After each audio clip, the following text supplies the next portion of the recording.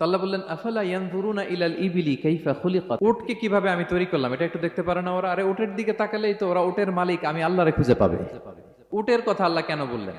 উট হচ্ছে এমন আজীব একটা প্রাণী যেটা প্রাণী বিজ্ঞানীদেরকে হয়রান করে দিয়েছে। আল্লাহু আকবার, আপনি অবাক হবেন উটের যে ফিচার আল্লাহ তাআলা দিয়েছেন। প্রাপ্তবয়স্ক একটা উট একসাথে 200 লিটার পানি খেয়ে ফেলতে পারে, এবং উটের পেটের ভিতরে একটা স্পেশাল ওয়াটার চেম্বার আছে, ওই চেম্বারে রেখে দেয়, যখন লাগবে ওইখান থেকে নিয়ে নিয়ে বেঁচে থাকে। 1 মাস না খেয়ে বেঁচে থাকে কি করে? ওটের পিঠে দেখবেন একটা কুজ আছে, এই পুরো কুজটা হচ্ছে চর্বির আধার।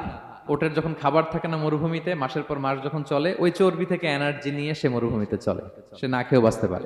আমাদের চোখের মধ্যে যেমনি একটা পাপড়ি, এরকম এক পাপড়ি দিয়ে উটকে আল্লাহ বানায় নাই, ডবল লেয়ারের পাপড়ি দিয়েছে। কারণ মরুভূমির মধ্যে চলতে পথে লু হাওয়া থাকবে, মরুভূমির সাইমুম, বালুর ঝড়, এই ঝড় মোকাবেলার জন্য, লু হাওয়া মোকাবেলার জন্য ডবল লেয়ারের চোখের পর্দা।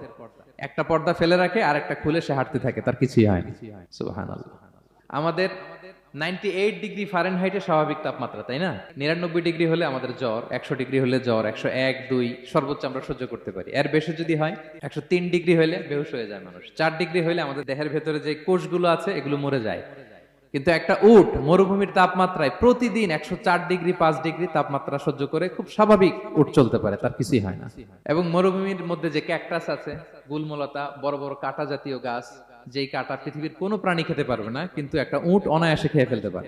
উটের জিহ্বাকে এবং পাকস্থলীকে আল্লাহ এমন স্পেশালি মেড করেছেন, যত কাঁটা দিবেন খেয়ে সাবার, ওর কিছুই হয় না।